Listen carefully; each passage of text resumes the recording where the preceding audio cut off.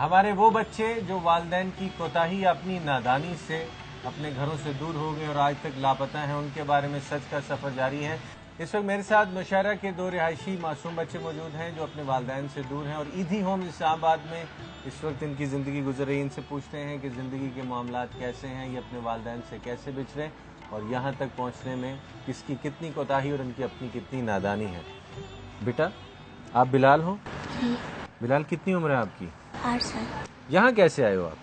मेरा बाप ने गड्डी वाले के बोले उसको मानसेरा मदरसे में छोड़ा। उसने गड्डी वाले को जो और जगह बोले, फिर रात पुलिस शाम को और सुबह फिर दफ्तर वाले को दिए और दफ्तर वाले फिर हमको इधर लाए। तो जिसको आपके वालिद साहब ने हवाले किया था कि इसको मानसेरा मदरसे में छोड़ा दोनों बच्चों को, वो आदमी आपके अब्बू का जानने वाला था कुछ? नहीं।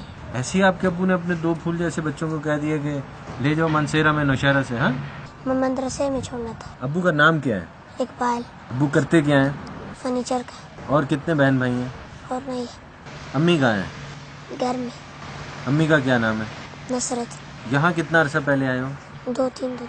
और 3 दिन पहले उन्होंने आपको मदरसे में भेजने के लिए कहा था। अब्बू का काम ठीक चलता था? जब आप निकले हो मदरसे के लिए उस आदमी के साथ जिसको आपके अब्बू ने कहा कि मेरे बच्चों को मानसेरा मदरसे में छोड़ देना, तो आप घर से अच्छी तरह उनसे मिल के निकले थे? हमने बोले हम नहीं जाते, उसने जोर के साथ उसने बिठा ले गाड़ी में। और वो क्या कहते थे? स्कूल नहीं भेजा उन्होंने कभी आपको? नहीं। आपकी 8 साल उम्र है और अदील की नहीं, रोते नहीं बेटे थी।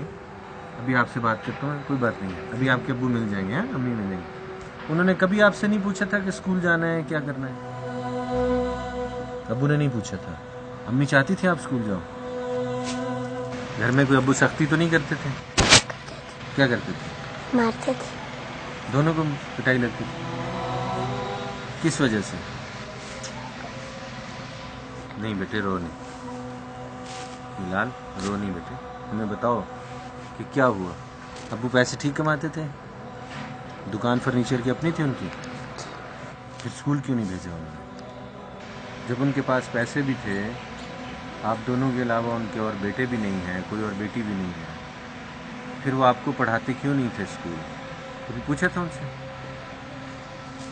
अम्मी ने पूछा था कभी? अम्मी रोई थी जब आप निकलने लगे थे वहाँ से? अच्छा, अभी रो क्यों रहे हो? अम्मी याद आ रही है अब्बू?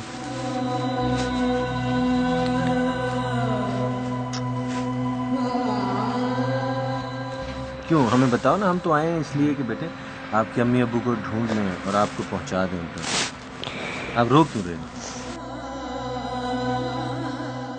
अम्मी याद आ रही हैं? देखो बिलाल, हम इसलिए आए हैं आपके पास बेटे कि आपको और अदील को हम टीवी पे दिखाएंगे, आपके अब्बू आपके मोहल्ले वाले देखेंगे नौशहरा में और आपको यहाँ ईदी होम इस्लामाबाद से ले जाएंगे, ठीक है? इसलिए रो नहीं मेरे बच्चे, शाबाश।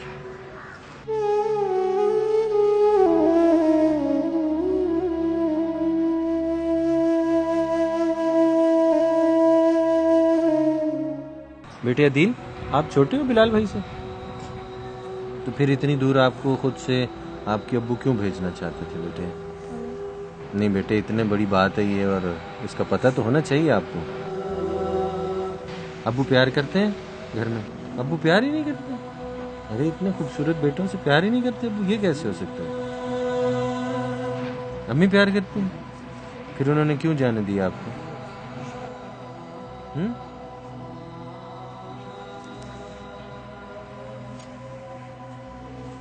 नौशहरा के ये दो मासूम बच्चे, किसी की फूल जैसी औलाद, उसे इसकी कदर नहीं है, या उस शख्स के बारे में मैं कुछ कहना नहीं चाहता।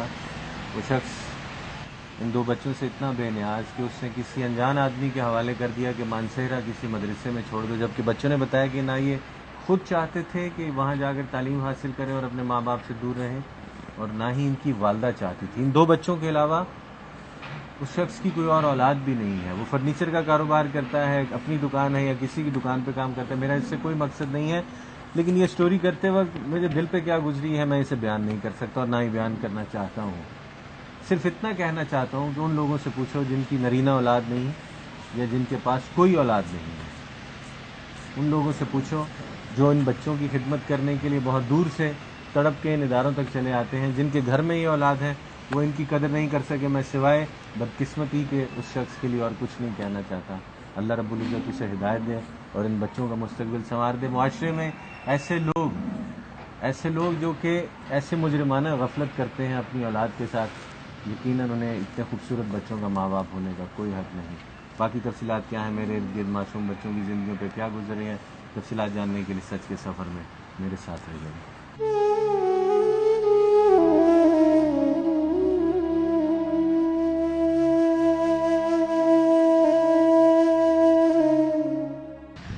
बाप फोत हो गया, मामा ने मारा गोली से।